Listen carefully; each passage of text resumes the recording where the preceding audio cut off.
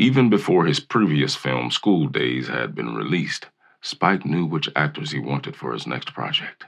This included Lawrence Fishburne, Giancarlo Esposito, and Ozzie Davis, among others.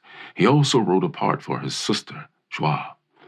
Although he had no trouble visualizing actors for his black roles, the roles played by whites were another matter.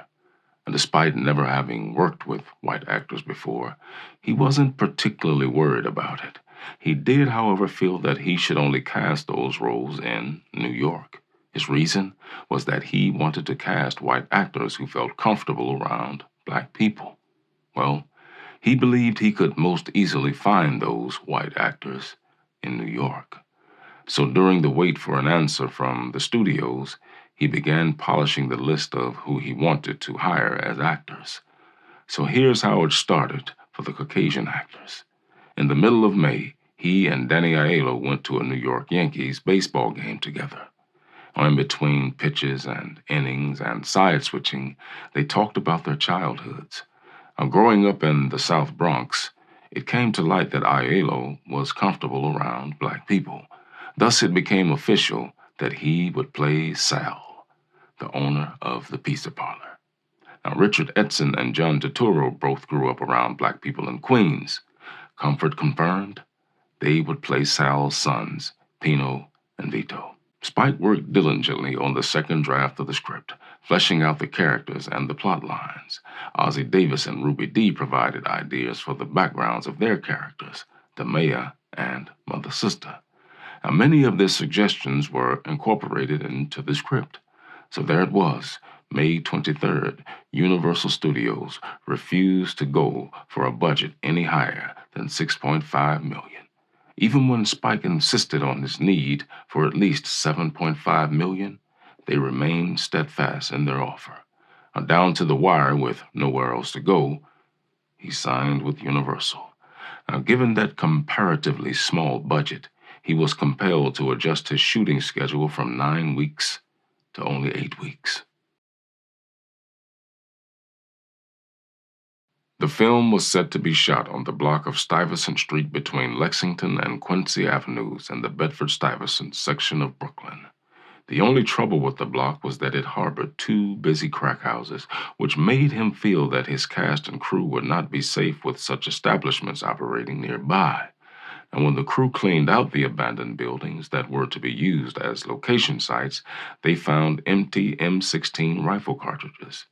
Definitely not a good sign regarding overall safety concerns.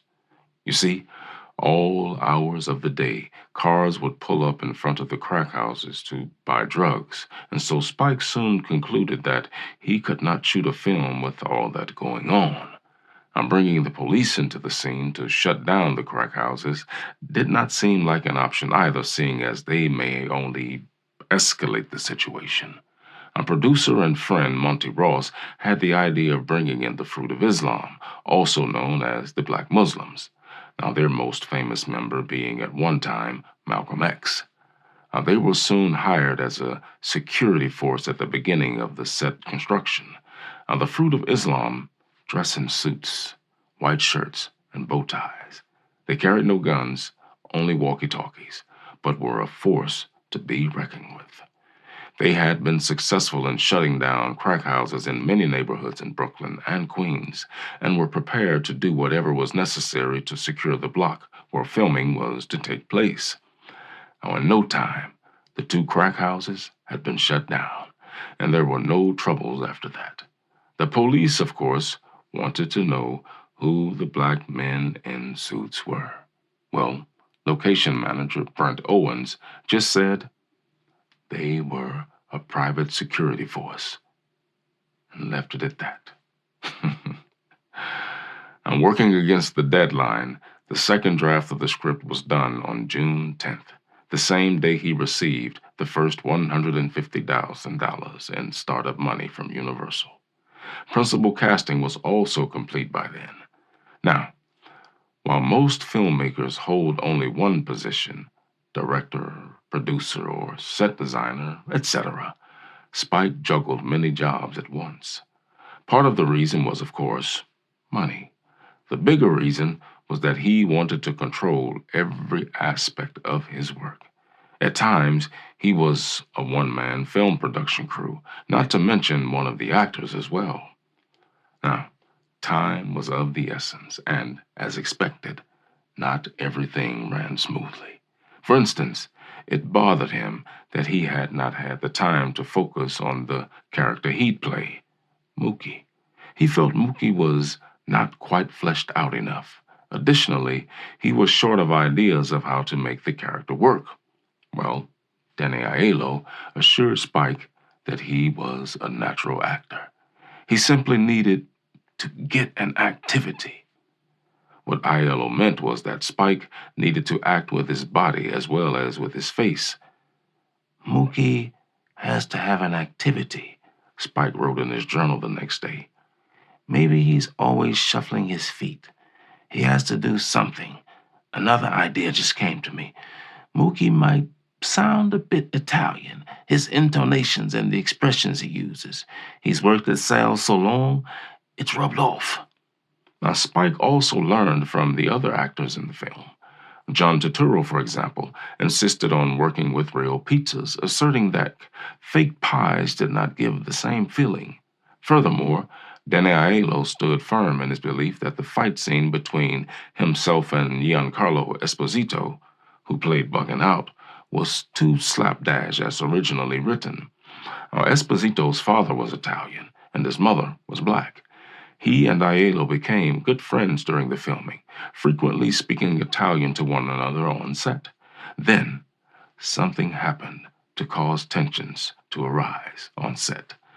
Aiello and Esposito began to improvise in hopes of improving on the script.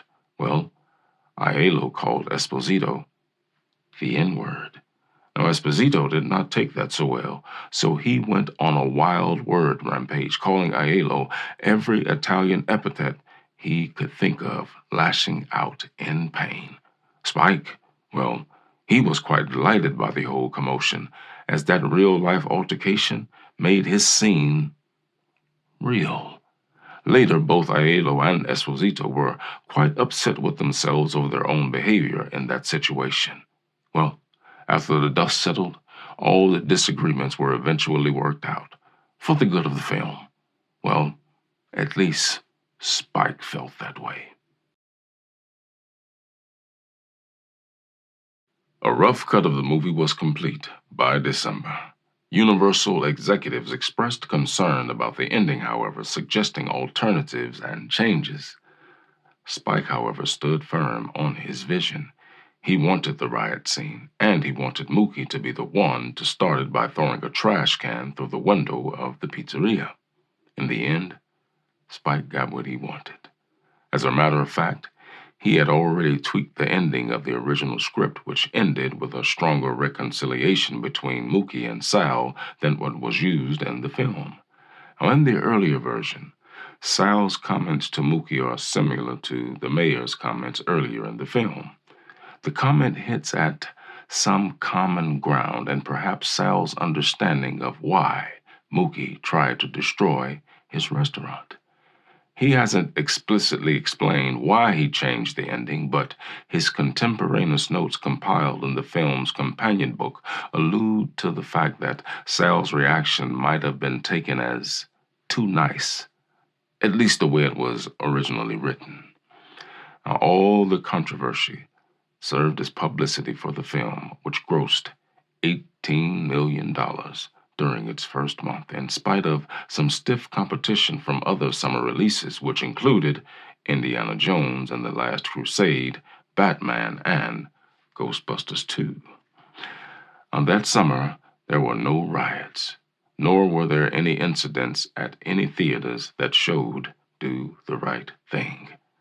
The film was extremely popular with critics. In fact, a 1990 American Film Magazine poll of 80 newspaper, magazine, radio, and television film reviewers and critics revealed that they overwhelmingly preferred Do the Right Thing as the best picture of 1989 and Spike Lee as the best director.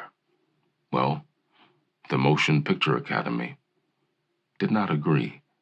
they did not nominate either the director or the movie for any award. The film did receive 2 Academy Award nominations in lesser categories, but it failed to win any of those awards. Spike wasn't surprised. He knew he and his film were too controversial to be accepted by Hollywood establishment. Although his intention was to make a controversial film, he was not prepared for the position which he now found himself. Overnight, it seemed, he had been anointed as a black militant spokesman. He was besieged with requests to appear on television and radio talk shows to express his views on race relations, a role he would have to balance, whether or not he wanted to or not. Do the right thing would open many doors, and it would only be the beginning of the ride. And so, as it's often said, the rest is history.